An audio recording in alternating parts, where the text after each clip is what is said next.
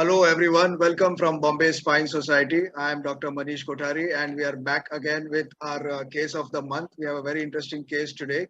Dr. Kedar is a consultant spine surgeon at Dinanath Mangeshkar Hospital, Pune. He was previously at PD Hinduja Hospital, Mumbai. Thanks to BSS for this great opportunity. Thanks to Manish Kothari as well. For this case was done at Hinduja Hospital 3 years ago, and needless to say, I was not the only surgeon here. It was a team approach with Dr. Manish Agarwal, orthopedic oncosurgeon, and Dr. Lala Murad, the GI and general oncosurgeon. The patient is a 44-year-old male patient. He works as a police officer in Lucknow, Uttar Pradesh, and he presented to us at Hinduja with back pain for about 4 months. It was axial back pain, and for 1 month he started also having radicular pain in the left leg in the L5 distribution. And these are the AP and lateral standing views of the lumbosacral spine. And here, of note, we can see that the pedicle of the L5 vertebra on the left side is not as clear cut as the pedicle on the right side. So this is a typical example of a winking owl sign, and these are coronal MRI sections, stir sequences, which obviously show high signal in the L5 vertebral body on the left side. And this was highly suspicious of a tumor. All the rest of his vertebral bodies in the rest of the spine did not show any signal, and also his sacrum and the iliac bones, which were included in this, did not show any other signal change. So this looked like an isolated lesion involving the L5 vertebra. Along with this, we got a PET CT done, which did not show any uptake in any of the other bones in the body except for the L5 vertebral body. You can see a T2 weighted sagittal image, which shows the fracture of the superior end plate and a bulging of the posterior cortex of L5, and again a high signal in the L5 vertebral body, as seen more clearly on the right side in the stir sagittal image. So further imaging again shows that the left-sided pedicle is involved, as seen on the X-ray, and the right side pedicle is spared. And this is the axial T2 scan MRI, which again shows the sparing of the right side pedicle and involvement of the left side pedicle, with posterior cortical bulging and pressing on the epidural space and pressing on the nerve roots on the left side. So obviously, to confirm, we need a biopsy. So I put this slide just to bring it to everybody's attention that, like principles of biopsy in appendicular skeletal tumors, similarly, when you biopsy a spinal possible primary tumor, we need the biopsy tract to be as close to the midline as possible. So this brings up a very important point that you need to speak to your radiologist who's going to do the biopsy. Only 1% are primary tumors. For metastasis, usually treatment goes towards palliation. But if it is a primary tumor, especially in a young patient like this, 44-year-old, we need to always be aware of the possibility of a primary malignant tumor of the spine, which can be cured if there are no metastasis. So this patient had no metastasis because PET CT was negative. So I would resist the temptation for a lot of surgeons to just go in and decompress and fix and then send an intraop specimen for biopsy. Because then what happens is that the tumor spills all over, and recurrence is not whether it will recur, but it is just a matter of time when the tumor recurs, and then it is a lost cause. But we had a long chat with the patient and his family before going ahead with this. And that is extremely important because this is major, supra major surgery, and this can be potentially life threatening also.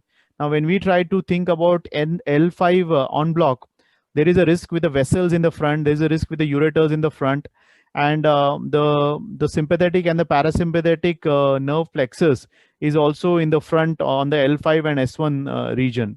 So when we do the dissection of L5 and S1 from the front, the male patients usually end up with impotence.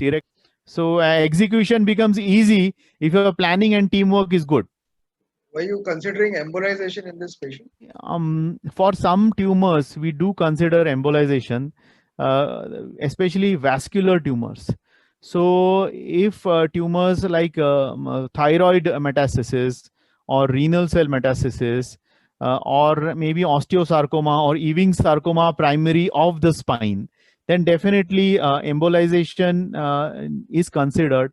But in this case, because chordomas are not known to be that vascular, That's a pretty tricky one, especially the one going into the epidural canal. So, what are your thoughts on that? so basically, what we did was we did under the same general anesthesia the prone procedure initially, and then turned the patient supine and did the front procedure.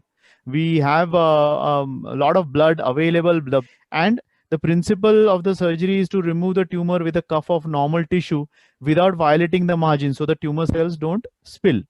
So the question was, when you go posterior, especially if the posterior cortex seems to be bulging, then how do you ensure that you don't violate the tumor margin? So although the posterior cortex was bulging, the posterior longitudinal ligament is quite tough. So the bone might give way, but the posterior longitudinal ligament usually doesn't, the tumor does not infiltrate through the posterior longitudinal ligament. And also the dura is also quite tough. It doesn't get penetrated or infiltrated by any tumor. So dura, the intervertebral disc, the posterior longitudinal ligament, these are like, barriers to the tumor. So we meticulously removed all the posterior elements first, which were not involved with tumor. So once all the posterior elements are removed from the lower part of L3 to the top of S1, then we basically start dissecting in front of the dural sac. In front of the dural sac, there are these ligaments which attach the dura to the posterior longitudinal ligament. So we need to dissect them off clearly so we don't end up with a dural tear. And once the dural sac is dissected away from all the ligamentous structures by gentle dissection, then the posterior part is over. Then basically you need to stabilize. So 2 levels above, 2 levels below, going into the iliac bones, that stabilization is needed. Here you can see the intraop picture. This is the cranial end, caudal end, right side and left side. I have put a piece of glove in front of the dural sac after the posterior procedure was over. And you can see the metal work where we have gone 2 levels above, 2 levels below, and it's a 4-rod construct, because you need extreme stability, because you're going to remove front and back completely L5. So you need to think in terms of stability also. So then we turned the patient supine, and then initially the major role was by the general surgeon, oncosurgeon. So it was a transperitoneal approach, and then the bowels were pushed away cranially, and then we got the tumor out, the vertebral body out from a window in between the left ureter and the left common iliac vein. Here you can see a bluish looking structure. That is the dural sac, which is at the back, but we can see it from the front after the tumor was removed on block. Nice. And this is the expandable cage we used after the removal of the tumor. Now, using an expandable cage is good for stability, but it is very difficult to pack bone graft in an expandable cage, because the space for the bone graft is not that much in the middle. And once you expand the bone graft, it doesn't approximate. Yeah. So this is the specimen which was removed. You can see that the left side pedicle and transverse process and the articular process, superior articular process, we have kept intact. And this is the posterior surface, where you can see still the PLL holding the tumor back. See, this is a fiber of the PLL which is not letting the tumor to just come out. And this is the X-ray of the specimen, where you can see the left pedicle and the left superior articular process we have kept intact. That's a very neat specimen there. You can see all the margins. And then once the specimen was delivered from the front, we had a group photo. And this was the X-ray of the patient in a standing position a couple of days after the surgery. Patient went into ICU. He had a bit of an ileus, but it settled down. There was an issue with lack of bone graft in the front graft, and also we wanted to augment the construct once we were sure that there is no recurrence. Right. Because if there was a recurrence, then he would have need radiation, and then that's why we didn't bone graft at that stage. Yeah. So this is 2.5 years post-op. He has had yearly PET CTs and MRI scans, which have been negative. So after about 9 months after the primary procedure, index procedure, we took his own fibula from one side, and then we put 2 fibular stud grafts on either side, just to augment the fixation. And this is his image nearly 2.5 years post-op. He sent us this video actually of him walking. He does walk with a slight Trendelenburg because his L5 nerve is slightly weak, I think. So his gluteus medius is slightly weak on one side. That is the cause of his. What was the post-op recovery, or what was the post-op period like? These patients have a stormy post-op period sometimes. But this patient was 44 with no comorbidities. Yeah. So that is the reason I think he did not have any problem. And did you consider any post-op radiation in these patients? Because you've had no recurrence, so probably you... No. So radiation for chordomas, actually the external beam radiation is not very useful for chordomas. So if you need to give radiation, then it has to be either a stereotactic radiotherapy, or else you need a proton beam radiotherapy. So we managed to save that left L5 nerve root, because we thought initially that we might have to sacrifice the left L5 nerve root because it was quite close to the tumor.